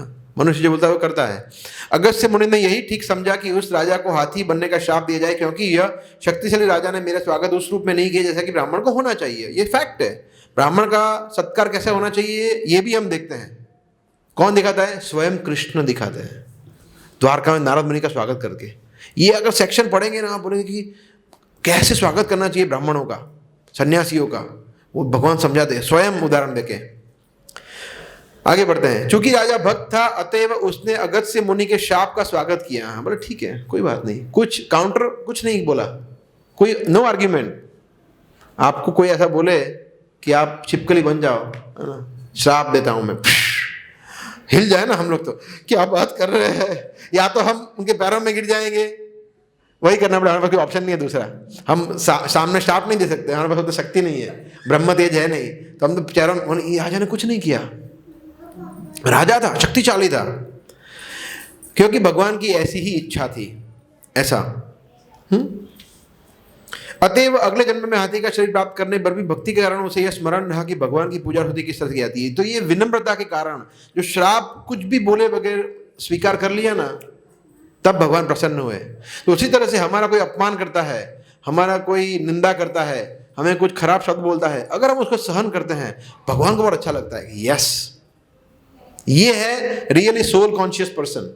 इसको ये आत्म साक्षात्कारी व्यक्ति है कि उसको पता है कि ये आत्मा का अपमान नहीं कर रहा है, शरीर का अपमान कर रहा है, तो ठीक है, मैं तो भगवान का अंश हूं। तो ये समझना, ये बोलना इजी है, उसको पालन करना बहुत मुश्किल है। जब हम सहन करते हैं इस तरह से, तो भगवान को बहुत अच्छा लगता है। देखिए वही श्लोक यहाँ पे कोट कर रहे हैं फिर से। ये श्लोक इतना महत्वपूर्ण है, तथ्य अनुकंपा दिख रहा है। भगवान के भक्ति यही अद्वितीय स्थिति है। यदि भी राजा को श्राप मिला था, किंतु उसने स्वागत किया, क्योंकि भक्त सदैव जानता रहता है कि भगवान की इच्छा के बिना कुछ भी घटित नहीं हो सकता है। यदि भी राजा का कोई दोष न था, फिर भी अगस्त्य मुनि ने उसे श्राप भी डाला, और जब ऐसा हो गया, राजा ने इसे अपने विगत दुष्कर्मों के कारण हुआ समझा। पर ठीक है, मेरे ही कर्मों से हुआ है, that's okay, I accept it. मैंने गलती किया होगा, अभी नहीं तो बाद में, दैट्स ओके, ऐसा। तो ये भक्त का स्वभाव होता है कि वो काउंटर आर्ग्यूमेंट, काउंटर एक्ट नहीं करता। भगवान अपने वाहन गरुड़ की पीठ पर बैठकर अपने अद्भुत धाम को लौट गए और अपने साथ, हाँ, अभी वापिस आते हैं प्रेजेंट में। ये चला था भूतकाल कि भगवान कहाँ बैठे, गरुड़ पर बैठ गए, जो उतरे थे वापिस बैठ गए। भगवान उतरे, उसको मारा, गजेंद्र को स्पर्श किया, उसको बोले चलो, और कहाँ, और वो गए वापिस अपने धाम। गजेंद्र को भी ले गए साथ में। ऐसा नहीं कि बाद में आ जाना, हाँ थोड़ा मजे कर लो, फिर छुट्टियों में आना घूमने, ऐसा नहीं, तो चलो मेरे साथ ही चलो, हाँ ऐसा। हमें भगवान अगर प्रकट हमें बोले तो हम क्या बोलेंगे? मुझे अभी तो बिजनेस सेट भी नहीं हुआ है, तो बच्चों का शादी नहीं हुआ है, बच्चे कितने छोटे हैं, ये देखो, वो तो बेचारी को, उसको चलना भी नहीं आता है, कैसे जाऊँगा मैं? सॉरी, हम ऐसा बोल दे। यहाँ पे गजेंद्र तुरंत, अब उनके बीवी बच्चे सब देख रहे हैं, पापा पापा पापा, भगवान यहाँ परम पिता है, मेरे पापा इधर है, तुम्हारे पापा भी यही है। तो ये है, ये हमें समझना है। तो वहां पे भगवान कितने दयालु थे कि परिवार के साथ, परिवार गजेंद्र को बोला कि जाना है, और गजेंद्र बोला नहीं, नेवर नेवर, आपके साथ, ऐसा। तो यस, तो फिर आगे बढ़ते हैं। यस, हे कुरुश्रेष्ठ, कौन बता रहा है ये? कौन बोल रहा है ये? कुरुश्रेष्ठ कौन है? परीक्षित महाराज, कुरुओं में श्रेष्ठ परीक्षित महाराज। इस प्रकार हरेक के, तो मतलब बोल रहे, सुखदेव गोस्वामी बोल रहे हैं, हरेक के परमात्मा अर्थात भगवान ने प्रसन्न होकर सबों के समक्ष गजेंद्र को संबोधित किया, और भगवान ने आशीर्वाद भी दिया। जब वो वहां पे गजेंद्र को ले जा रहे थे, तो भगवान ने क्या बोले? भगवान ने आशीर्वाद दिए। श्री भगवान उवाच, देखिए कितने श्लोक बोले भगवान, कितना एक साथ। यहाँ पे कितने श्लोक है? 7 श्लोकास, 17, 28 श्लोकास, 8 श्लोक भगवान बोल रहे हैं यहाँ पे। भगवान ने कहा समस्त पाप पूर्ण कर्मों के, तो आप ध्यान रखना यहाँ पे बहुत मैं भी जब पढ़ रहा था तो मैंने 4 बार पढ़ा था, मुझे समझ में आया कि भगवान क्या बोल रहे हैं। भगवान बोल रहे हैं समस्त पाप पूर्ण कर्मों के फलों से ऐसे व्यक्ति मुक्त हो जाते हैं जो रात्रि बीतने पर प्रातः काल ही जग जाते हैं। अत्यंत ध्यानपूर्वक अपने मनों को, हाँ अभी तो क्या करना है, हमें मन को किसमें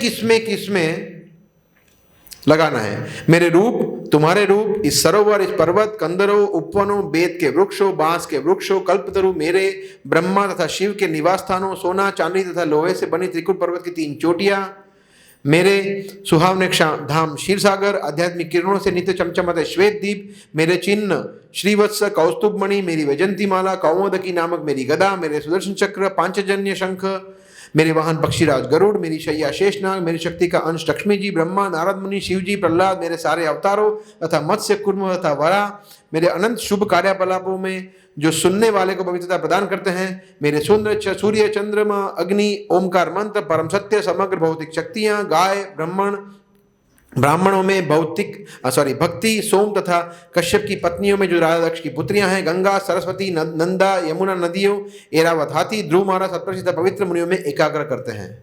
तो मन को इसमें एकाग्र करना है। तो कितना वैरायटी दिया भगवान ने कि आप गंगा नदी के बारे में सोचो, भगवान की शक्ति है, भगवान से आई है। आप सोचो शेषनाग, भगवान शेषनाग भगवान को प्रोटेक्ट कर, तो कुछ भी सोचो, भगवान बोल रहे कि तुम अभी मेरी कृपा के कारण मेरे रूप, तुम्हारे रूप के बारे में भी सोचो कि मैंने तुम्हें मुक्ति दी है, सारों मुक्ति तुम्हारे बारे में सोचो। तो छोटी छोटी चीजें भगवान बता रहे हैं कि इसमें अपने मन को एकाग्र करो। फिर क्या बता रहे हैं, हे प्रिय भक्त, जो लोग रात्रि बीतने पर बिस्तर से उठकर तुम्हारे द्वारा अर्पित इस स्तुति से मेरी प्रार्थना करते हैं, मैं उन्हें जीवन के अंत में वैकुंठ लोक में नित्य आवास प्रदान करता हूं। तो गजेंद्र की कथा सुनने मात्र से भगवान के धाम जा सकते हैं। तो इसीलिए गजेंद्र मोक्ष इतना पॉपुलर है, गजेंद्र की कथा इतनी पॉपुलर है ना। हम इस्कॉन में जुड़े उससे पहले से हमें पता होगा, गजेंद्र के बारे में हम जानते हैं मगर डिटेलिंग नहीं जानते हैं, मगर पता होता है गजेंद्र मोक्ष मतलब भगवान ने हाथी का उद्धार किया वगैरह वगैरह। ये कथा इसलिए इतनी महत्वपूर्ण है। स्वयं कृष्ण बता रहे हैं कि जो तुमने मेरी स्तुति की है, जो ये कथा का श्रवण करता है, वो सीधा मेरे धाम में आता है। बदामी विपुलाम गतिम, विपुलाम मतलब असीम गति मैं देता हूं। फिर सुखदेव गोस्वामी क्या कहते हैं, आई थिंक ये लास्ट श्लोक है। सुखदेव गोस्वामी ने आगे कहा, इस उपदेश को देखकर ऋषिकेश भगवान ने अपना पांचजन्य शंख बजाया। इसको बोलकर भगवान ने शंख बजाया और इस प्रकार ब्रह्मा इत्यादि सारे देवताओं को हर्षित किया। तब वे अपने वाहन गरुड़ की पीठ पर चढ़ गए। और फिर तो ये है सुंदर गजेंद्र की कथा ना। कितनी सुंदर है कि इतना सारा शिक्षाएं हैं, इतनी सारी लीलाएं हैं भगवान की, इतने सुंदर स्तुतियाँ भी है। हालांकि स्तुतियाँ हमने डिटेल में नहीं पढ़ी है, आप पढ़ सकते हैं घर पे। तो बट अभी हम थोड़ा 10-15 मिनट इसके लर्निंग्स पे समझेंगे।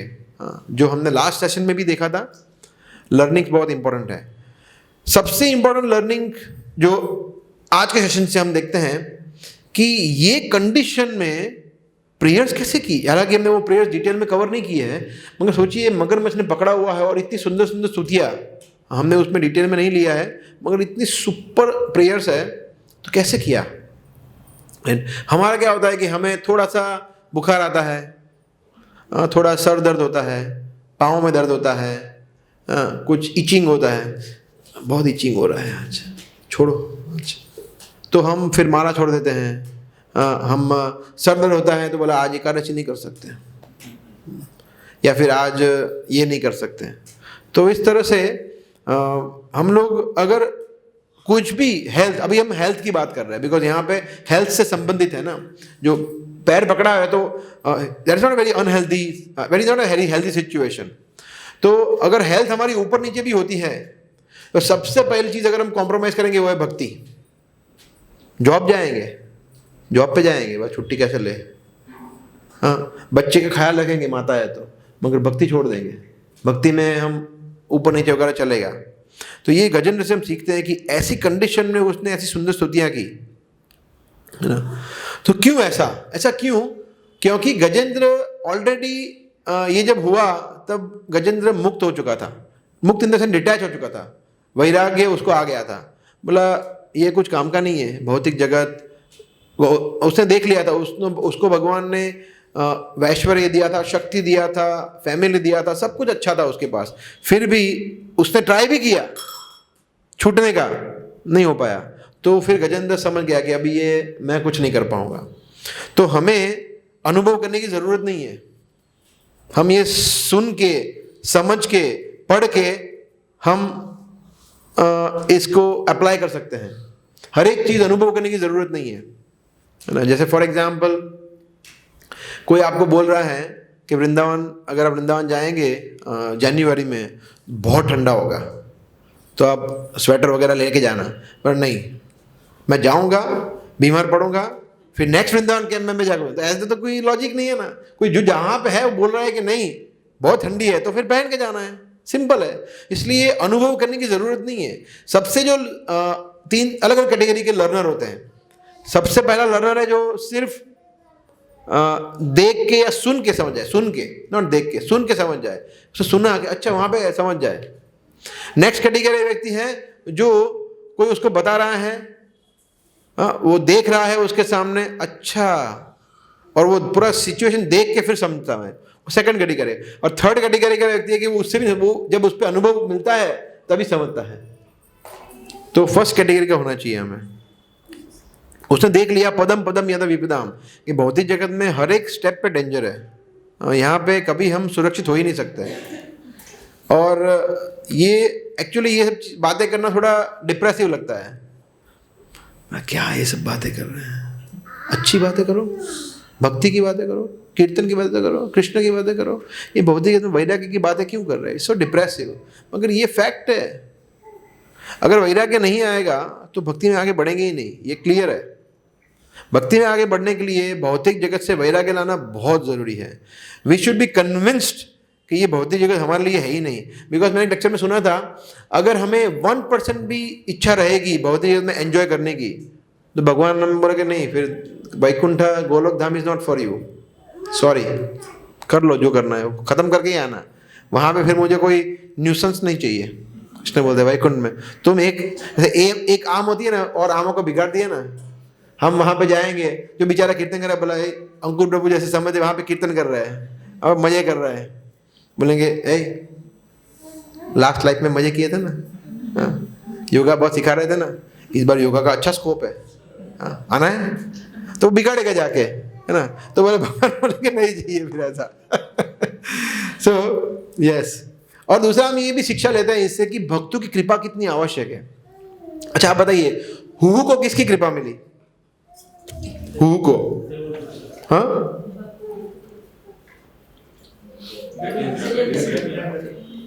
एक भक्त की मिली, 2 भक्त की मिली, दोनों की कृपा मिली। देवल ऋषि की भी कृपा मिली और गजेंद्र की, दोनों की कृपा मिली, तो डबल उसको बोनस मिला। और गजेंद्र को किसकी कृपा मिली? वो तो भगवान है, भक्त भक्त। हाँ, अगस्त्य ऋषि ने उनको बोला कि ठीक है तुम गजेंद्र बनो और तुम ये गजराज बनना, तुम हाथी बनना, और फिर भगवान उद्धार करेंगे, ऐसा। तो भक्तों की कृपा के बगैर पॉसिबल ही नहीं है। आप पूरे भागवतम में कहीं भी देख लो, पूरे भागवतम क्या, पूरे संसार में ऐसा कोई व्यक्ति नहीं होगा जिसको भगवान की कृपा, भक्त की कृपा के बगैर भगवत प्राप्ति हुई है। पॉसिबल ही नहीं है, इम्पॉसिबल है, ऐसा कभी नहीं हो सकता है। कोई ना कोई तो भक्त, और मेजोरिटी हम देखते हैं भागवतम में एक ही भक्त है, हीरो सुपर हीरो एक ही है, नारद मुनि, सबको वही बनाते हैं भक्त, है ना, और उनका मेन वही काम है। ऑफ कोर्स और भक्त भी है, but yes the point is कि भक्त की कृपा के बगैर नहीं, नॉट पॉसिबल, राइट। और उल्टा भी उतना ही सही है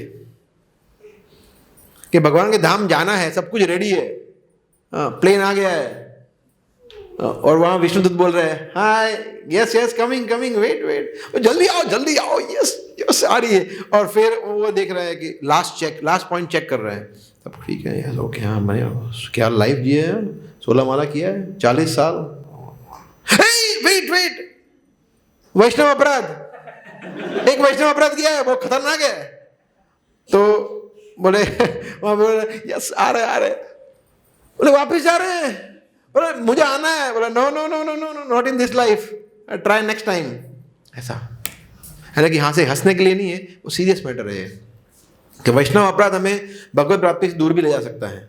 ले जाता नहीं, ले ही जाता है, जितना महाप्रभु स्वयं कह रहे हैं। तो इसलिए दोनों इंपॉर्टेंट है। वैष्णव की कृपा आएगी तो भगवान के धाम जाएंगे, और अगर कृपा नहीं हुई, अपराध हो गया, वैष्णव को अप्रसन्न कर लिया, दुर्वासा मुनि का हमने देखा, उन्होंने परीक्षित महाराज को, हालांकि उनको तो परीक्षित महाराज ने उनको कुछ उन्होंने वो अपराध लिया भी नहीं, तो इसलिए हमें ये भी नहीं देखना है कि हरेश कुंड का अपराध कर सकते हैं, वो तो कितने टॉलरेंट है, वो अपराध लेंगे ही नहीं, ब्रह्मचारी है, अच्छे भक्त है, मैं उनका अपराध कर सकता हूँ, उनको कुछ भी बोलूंगा ना वो बेचारे सहन कर लेंगे। नहीं नहीं नहीं नहीं नहीं, वो सहन कर लेंगे, भगवान सहन नहीं करेंगे। तो भक्त जो शुद्ध भक्त होता है, अच्छा भक्त होता है, वो सहन कर लेता है, बोले ठीक है कोई बात नहीं, वो मैं डिजर्व करता। जैसे अभी यहाँ पे किसने तुरंत स्वीकार लिया? इंद्रद्युम्न महाराज ने ना, इंद्रद्युम्न महाराज ने बोला ठीक है नो प्रॉब्लम, तो वो चला लेंगे, मगर भगवान नहीं चलाएंगे, ऐसा ठीक है। और वो हम देखते हैं, हमारा एक वैष्णव भजन है, उसमें आता है हरि स्थान आप राधे तारे हरि नाम, तुम स्थाने आप राधे नहे परित्राण। हरि स्थान में अगर आपने भगवान का अपराध कर दिया है, चाहे धाम का अपराध हो, भगवान के नाम का अपराध हो, भगवान के विग्रह का अपराध हो, तो कौन उसको तार सकता है? और हरिनाम लेने से, और अच्छी तरह से हरिनाम लेने से आप वो अपराधों को क्षमा, भगवान का नाम इतना पावरफुल है, सब अपराधों को मुक्त कर सकता है एक्सेप्ट वन। तोमा स्थान है अपराध है। हे वैष्णव ठाकुर, अगर आपके चरणों में अपराध हो गया, ना है परित्राण, कोई कुछ नहीं कर सकता, हरिनाम भी नहीं कर सकता। जैसे भगवान ने हरिनाम क्या करेगा? भगवान स्वयं बोल रहे हैं ना कि सॉरी दुर्वासा, गो बैक, जहां पे आए वहीं पे क्षमा। इसलिए वैष्णव का अपराध सिर्फ वैष्णव क्षमा करते हैं, भगवान नहीं करते, और वैष्णव तुरंत कर देते हैं। तो अगर हमसे अपराध होंगे ही होंगे, गड़बड़ हम करेंगे ही करेंगे, मन वचन कर्म से। सबसे ग्रॉसेस्ट ऑफेंस क्या है? शरीर से किया हुआ, लात मार दिया, ऐसा नहीं करना है, सिर्फ बोल रहा हूँ, या हमने उनको कुछ हानि पहुंचाई, सबसे ग्रॉसेस्ट, जो मतलब भूल से भी सोचना भी नहीं है। उससे बाद है वाणी से किया जाना अपराध, वाणी से किया मतलब कुछ बोल दिया और कुछ वगैरह वगैरह, उनके पीठ के पीछे बोला, वो भी वाणी से अपराध ही हुआ। किसी भक्त से बोला कि महेंद्र प्रभु देखो पूरा 8:30 बजे आते हैं, कितना लेट आते हैं, ये ना चले, सिंसियर नहीं है ना चले, पहले ऐसे नहीं थे, पता नहीं क्या हो गया है, ठीक से माला 16 माला करते होंगे, नहीं करते होंगे मुझे, तो हम चले जाते हैं कहाँ से क्या क्या। आपकी बात एग्जाम्पल है सिर्फ, don't mind, but the point is अगर हम उनकी जान में नहीं फिर बोल रहे हैं, दैट इज सेकंड, वो भी बहुत बड़ा अपराध है। और फिर थोड़ा माइनर अपराध है मन में सोचना उनके बारे में। तो मन वचन और कर्म, मन वचन कर्म, तो कर्म सबसे हाईएस्ट है, फिर है वचन, और फिर रहता है मन। तो मन में ये ना अपराध क्षमा हो सकता है। तो मन में विचार आ रहा है कि अंकुर प्रभु को तो मैं जो लाते भूसे मालूम का ऐसा कर कैसे सकते हैं, दैट्स ओके, वो फिर उसको छोड़ देना है। मतलब अगर उस पर सोचते रहेंगे ध्याय तो विषयान पुंसा, तो फिर कर्म कर देंगे। ऐसा विचार आ सकता है, उसमें प्रॉब्लम नहीं है, मगर उसको तुरंत भगा भी देना है कि नहीं नहीं नहीं, फिर कुछ अच्छा सोचना है उनके बारे में। नहीं ठीक है, श्री राम प्रभु थोड़े गुस्से वाले हैं, माता जी भी बोल रहे थे गुस्से वाले हैं, बट फिर भी इतना सारा सेवा करते, ये करते हैं वो करते हैं, तो ऐसा करके अच्छे गुण देखने लेने में सबके, तो फिर तुरंत हम भक्तों के अच्छे गुण देखेंगे, तो फिर अपराध नहीं होगा। इसलिए अपराध की भावना तो आएगी, बिल्कुल साथ में सेवा करेंगे, साथ में करेंगे। जैसे पति पत्नी साथ में रहते हैं, तो ऐसे कोई यहाँ पे कोई है धर्मात्मा जो पत्नी से और पति से कभी झगड़े नहीं है, हे पति देव आज खाने में क्या बनाऊं, ओहो तुम तो साक्षात अन्नपूर्णा हो, तुम जो बनाओ सब चलेगा। ऐसा कोई बात करता है? नहीं, क्या बनाओ जो बनाओ ना, खाना ही है ना, उसमें क्या फर्क पड़ता है, ऐसे ही बात करते हैं ना। तो वो चलता रहता है, बिल्कुल साथ में रहते हैं, तो अपराध होंगे ही होंगे, है ना। तो यहाँ पे भी अपराध होंगे, बट हमें अपराध होंगे, मन से अपराध हो चलेगा, तुरंत उसको धीरे धीरे हमें ये, और कभी हम वचन से भी कर लेते हैं अपराध, तो फिर क्षमा मांगनी चाहिए। तो क्षमा मांगना भी वो पार्ट ऑफ ऑफेंस को न्यूट्रलाइज भी करना चाहिए ना। तो वैष्णव ऑफेंस इज अ हैवॉक। फिर हम देखते हैं एक और पॉइंट कि भक्ति कितनी पावरफुल है। सोचिए कितनी पावरफुल है कि पशु की योनि में भी भगवान ने स्मृति दी, है ना। तो ये बहुत बड़ी बात है कि गजेंद्र एक पशु होते हुए भी, और हमने देखा जट भरत के केस में भी ना, सॉरी भरत महाराज के केस में जो क्या बने थे, हिरण, तो भी भगवान ने स्मृति दी क्योंकि भगवान इतना प्रेम करते हैं इसलिए। सो भगवान ऐसा क्यों है, आपको बता सकता है आप में से कि भगवान क्यों देखते नहीं है कि ये पशु है, ये मनुष्य है, सब जो भगवान जिससे प्रेम करते हैं उसको स्मृति देते ही देते, ऐसा क्यों ऐसा? Can you think? Okay, yes, हाँ, तो उसका रीजन ये सही है, बट उसका और डिटेल में समझे तो उसका रीजन क्या है? अंश है, यस, और यस, हाँ, ओके, तो ये सब आंसर सही है, कोई गलत नहीं है, पर अभी मुझे वो उत्तर चाहिए जो मैं सोच रहा हूँ। हाँ, मेन पॉइंट अब आप बोलो ना, आपको क्या चाहिए, हम बोल देंगे। प्रेम करते हैं, उनका उद्धार करना। हाँ, एक्चुअली भगवान शरीर देखते ही नहीं है, ये पॉइंट है। भगवान शरीर नहीं देखते हैं, आत्मा को देखते हैं, और हम उल्टा करते हैं, हम शरीर देखते हैं। ये डिफरेंस है हमारे और भगवान के बीच में। भगवान नहीं देखते कि ये व्यक्ति कौन से शरीर में है, मेरा अंश है, चाहे कोई भी शरीर में हो, भगवान उतना ही प्रेम करते हैं। अभी मैं आ रहा था ललितपुर की कार में, तो मैं लेक्चर नोट देख रहा था, इसमें मेरी डॉटर ने पढ़ लिया, दिव्यांगी ने, कृष्णा लव्स हिज डिवोटी, ऐसा लिखा हुआ था। तो मुझे बोल रही है कि मुझे पता चला कि आज का टॉपिक क्या है। बोला क्या है, इसने कहाँ से पढ़ा, पीछे थी, कृष्णा लव्स हिज डिवोटीज। बोला हाँ, बोला कृष्णा, फिर मैंने उनको बोला कृष्णा सिर्फ भक्तों को प्रेम नहीं करते, कृष्णा लव्स एवरीवन।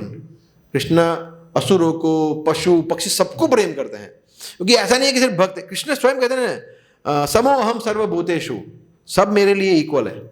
तो भगवान सबको प्रेम करते हैं, ऐसा नहीं है, इसलिए भगवान सबको अपॉर्चुनिटी देते हैं, राइट। और विशेष करके अपॉर्चुनिटी है मनुष्य को, सब मनुष्य को। इसलिए तो हम भी कोई मतलब पशु से कम नहीं है, बिकॉज पशु में हम भी आहार निद्रा वय मैथुन में ही हम पूरा दिन पड़े रहते हैं। हमारी बुद्धि भी गजेंद्र की तरह मोटी है, हम भी भगवान की शरण ग्रहण नहीं करते, हम भी पशु की तरह ऑफेंस करते हैं, हम भी अन्नमय है। एक पशु में मेन चीज़ क्या होती है, खाना कहाँ है, खाना कहाँ है, खाना कहाँ है, खाना कहाँ है। से एक बार प्रभुपाद को किसी ने बोला था मायापुर में कि प्रभुपाद, तो उसको लगा कि मैं प्रभुपाद को इम्प्रेस करता हूँ, ऐसा, Prabhupada I am also vegetarian. लोग प्रभुपाद बोलेंगे, ताली हो जाएंगे, वाह क्या बात है, माला लाओ, इसको माला पहनाओ। उसको लगे कि प्रभुपाद मुझे ऐसा बोलेंगे। प्रभुपाद बोला so what, pigeons are also vegetarian. उन्होंने उसका पूरा ईगो की धज्जियां उड़ा दी। फिर वो समझ गया, वही व्यक्ति बताया था, बोला मैंने ऐसा बोला था, प्रभुपाद ने मुझे आईना दिखा दिया। यस, तो उसमें क्या हो गया, अगर शाकाहारी हो गए तो क्या हो गया, है ना। हम तो इसलिए ये विनम्रता बनी रहनी चाहिए कि हम पशु के तुल्य ही है, हमारे में कुछ पशु से हम कुछ ज़्यादा बड़े नहीं हैं। हाँ, जो भी थोड़ा बहुत कर रहे हैं वो वैष्णव की कृपा से हो रहे हैं, प्रभुपाद की कृपा से हो रहे हैं, वो बात अलग है। बट हमारी बुद्धि भी पशु की जैसी ही है, भगवान के चरणों में लगती नहीं है, गजेंद्र की जैसी ही है, राइट। दूसरा पॉइंट हम समझते हैं इससे कि भगवान पर्सनली आए। सोचिए क्या जरूरत थी भगवान को पर्सनली आने की। भगवान वहां से वैकुंठ से तुरंत फास्ट एकदम सुपर स्पीड में आ गए। गजेंद्र जैसे ही गजेंद्र ने पुकारा, स्तुतिया की, भगवान तुरंत आ गए। भगवान को पर्सनली क्या जरूरत थी, भगवान की शक्तियां कर सकती है सब कुछ। भगवान अपने भक्त के लिए स्वयं आते हैं। तो ये भी एक बहुत इंपॉर्टेंट चीज़ है कि जैसे भगवान 9वें अध्याय में कहते हैं ना, योगक्षेमम वहामी अहम। व्हाट इज द स्टार्ट, अनन्य चिंतयन्तो माम ये जना पर्युपासते तेषाम नित्यभियुक्तानाम योगक्षेमम वहामी अहम। कृष्ण कहते हैं कि जो अनन्य भक्त है, मेरी भक्ति में लगा हुआ है, उसको जो चाहिए वो मैं देता हूँ, और उसके बाद उसके बाद जो है उसकी मैं रक्षा करता हूँ। ऐसा जो इसके ऊपर वो स्टोरी भी है। किसकी स्टोरी है? अर्जुन आचार्य की। आप में से किसी को पता है स्टोरी अर्जुन आचार्य? किसी को नहीं पता है? टाइम भी बहुत हो गया है।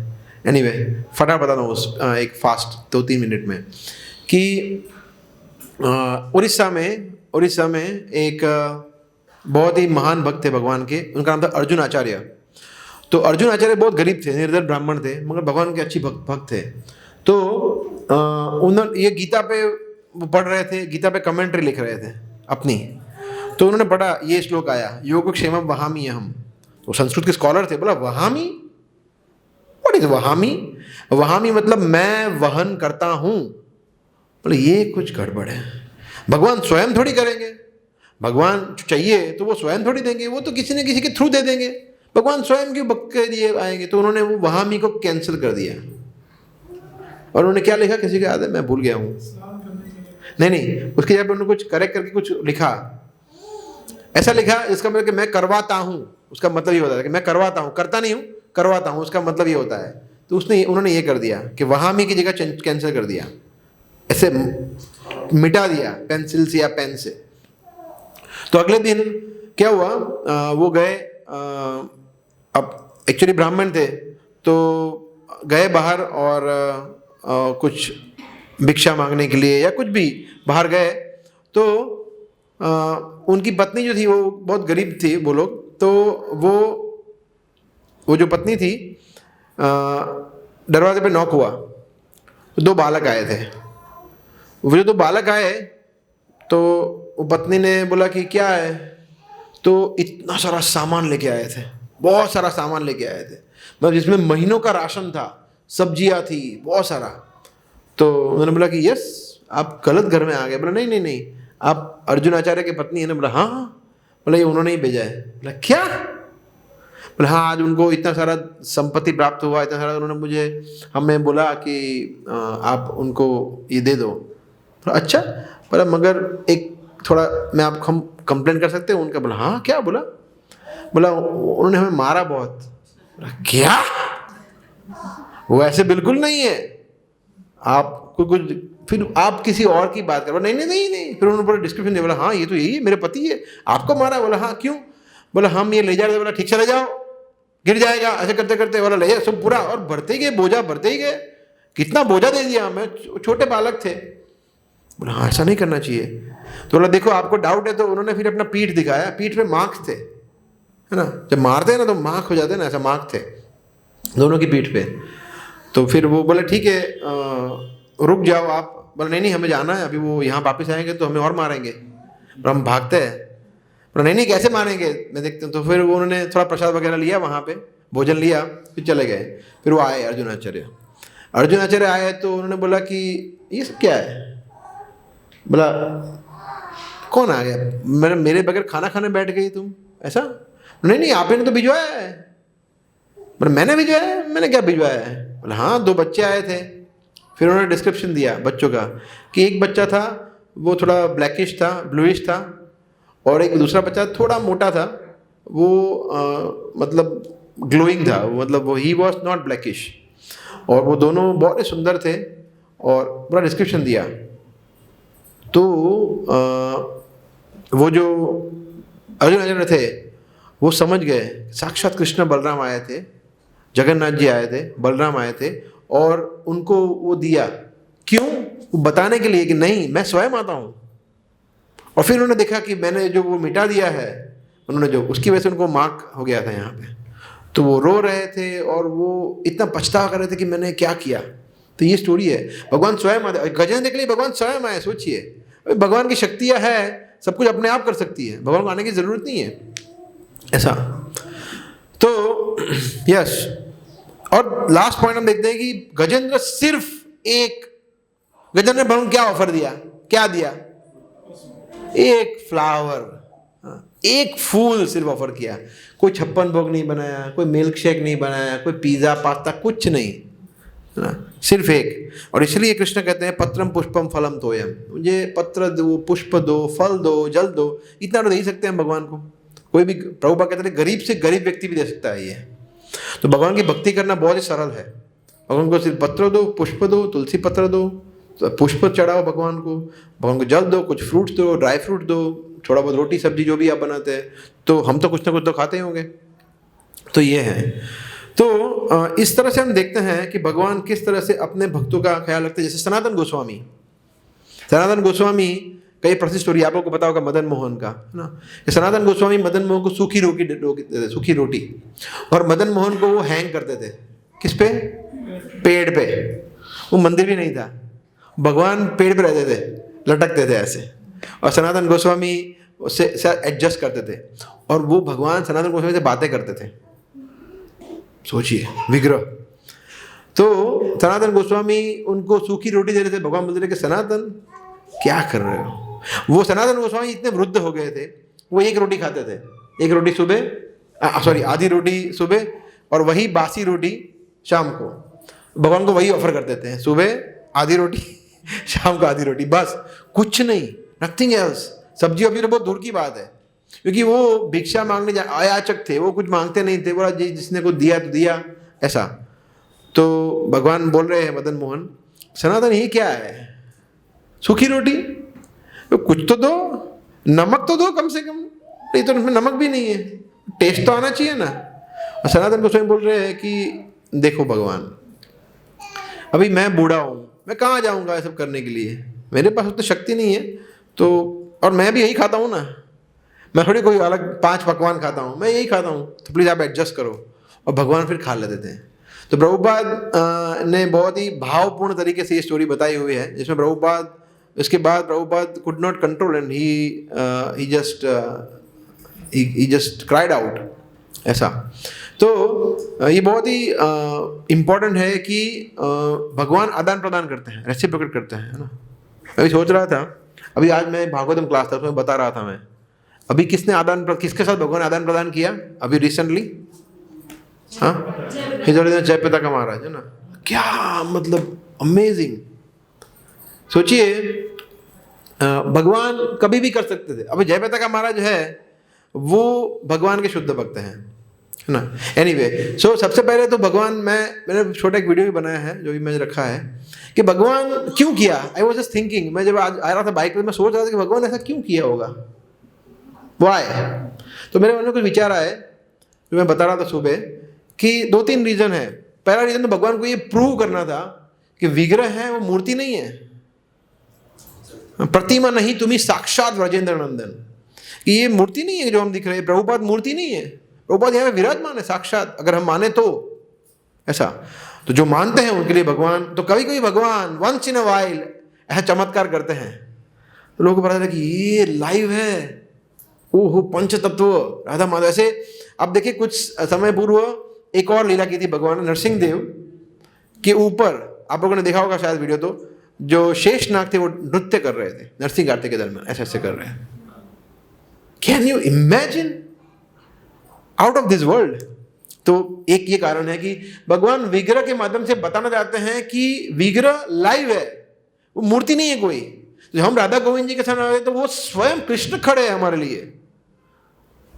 तो भगवान को कितना, सोचिए कितना कष्ट होता होगा हमारे लिए, सुबह 9 से 1 4 घंटा, और 4 से वापिस 8.5 घंटा भगवान खड़े रहते हैं हमारे लिए दर्शन देने के लिए। ऐसे ही कितने कृपालु है, थकते भी नहीं है, खड़े रहते हैं अपने भक्त, हमारे लिए, भक्तों के लिए दर्शन देने के लिए। तो एक ये पॉइंट है। दूसरा पॉइंट कि जब भगवान बताना चाहते थे कि नाम का कितना महिमा है, और शुद्ध नाम, हम लोग नाम को बहुत चीपली लेते हैं ना, कि नाम ठीक है, कीर्तन कर रहे हैं, माला का जप कर रहे हैं, ध्यानपूर्वक जप नहीं करते हैं। भगवान बताना चाहते हैं कि शुद्ध नाम लेने से स्वयं भगवान भी भाव में, एक्सटेसी में आ जाते हैं, और वो देख रहे एक्सटेसी के आंसू निकले, है ना। कोई बोलता है, कोई मूर्ख लोग होते हैं, बोलते हैं कि नहीं वो आंसू नहीं थे, वो तो शायद कोई मॉइस्चर आ गया होगा, है ना। तो मॉइस्चर यहाँ से नहीं आया, यहाँ से नहीं आया, यहाँ से नहीं आया, यहीं से आया। क्या लॉजिक है। और मॉइस्चर कब आया? जब महाराज ने कीर्तन किया तभी आया। वाह, ये क्या कोइंसिडेंस है। It's not a coincidence, you फूल।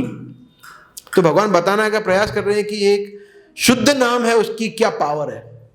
और तीसरा सबसे महत्वपूर्ण, भगवान ये प्रूव करना चाहते कि ये है, he is the pure devotee, इनको फॉलो करो, इनकी शरण लो। ऐसे अनेक है हमारे सन्यासी।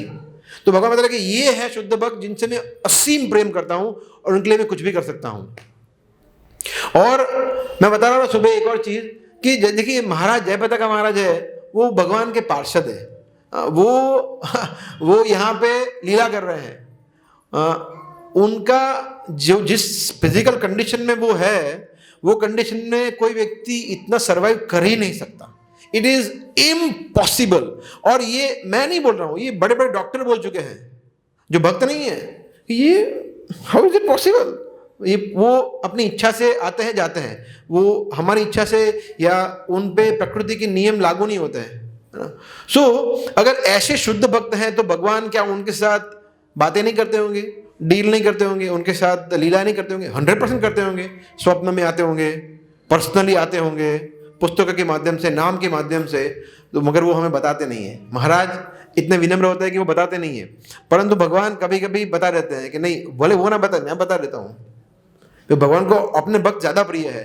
बोला ये जैसे माधवेंद्रपुरी के केस में, माधवेंद्रपुरी के केस में जब हुआ था रेमुना में खीर चोर गोपीनाथ, तो भगवान ने उनको प्रसिद्ध करवाया माधवेंद्रपुरी को। माधवेंद्रपुरी तो भाग गए और पकड़ाया, उसको लेके आओ माधवेंद्रपुरी को, वही है मेरा शुद्ध भक्त। उसी तरह से भगवान यहाँ पे ग्लोरीफाई करना चाहते हैं महाराज को कि क्या भक्त है। और जब मैं सोचता हूँ कि ऐसे शुद्ध भक्तों के प्रति अपराध कर रहे हैं ये ऋत्विक फिलोसफी वाले, तो हमारा मन इतना द्रवित हो जाता है कि ये क्या कर रहे हैं पागल लोग, उनको कुछ बुद्धि नहीं है, कोई समझ ही नहीं है। बोल रहे कि प्रभुपाद की संस्था में प्रभुपाद के बाद कोई शुद्ध भक्त है ही नहीं। What nonsense. ऐसे भगवान ने यहां प्रूव कर दिया कि अच्छा आप बोल रहे हो कि कोई शुद्ध भक्त नहीं है, ये लो अभी बोलो। उनको ये वीडियो दिखाना चाहिए, ये देख वीडियो, अब बोल। और वो जो ऋत्विक फिलोसफी के प्रणेता है, जिन्होंने एस्टैब्लिश किया, वो उन्हीं के शिष्य थे या है अभी भी, हालांकि वो मानते नहीं है उनको अपना गुरु। सोचिए कितना दुर्भाग्य की बात है। उसको ये वीडियो देखना चाहिए। ये देख, जो आप जिनको गुरु नहीं मानते हैं, जिनका तिरस्कार किया है, पूरा तिकड़म चलाया है फिलोसॉफी, उनके कीर्तन पे आपके आराध्य भगवान, उनके भक्त अश्रु बहा रहे हैं। अभी बोलो ये शुद्ध भक्त है या नहीं है? तो ये समझना चाहिए हमें। तो विग्रह इस तरह से आदान प्रदान करते हैं। तो मैं ये बोल रहा था कि गजेंद्र के साथ भगवान ने इसी तरह से आदान प्रदान किया। भगवान स्वयं आए और भगवान अभी भी आया है, अभी भी। ये तो रिसेंट बात, 2 दिन पहले की बात है। तो भगवान आते हैं। ऐसा नहीं है कि ये सब पुराणों की बात है, शास्त्रों की बात है। दिस इज लाइव, सबने अपनी आंखों के सामने देखा। हाँ, पूरे सोशल मीडिया पे छा गया है, वायरल हो गया है। भगवान ने वायरल करवाया ये, बोला मैं वायरल करवाता हूँ इस बार, आप तो करते ही है ऐसा। ठीक है, ओके। जय पताका गोस्वामी महाराज की, श्री प्रभुपाद की। ठीक है, कोई प्रश्न, कमेंट, टिप्पणी?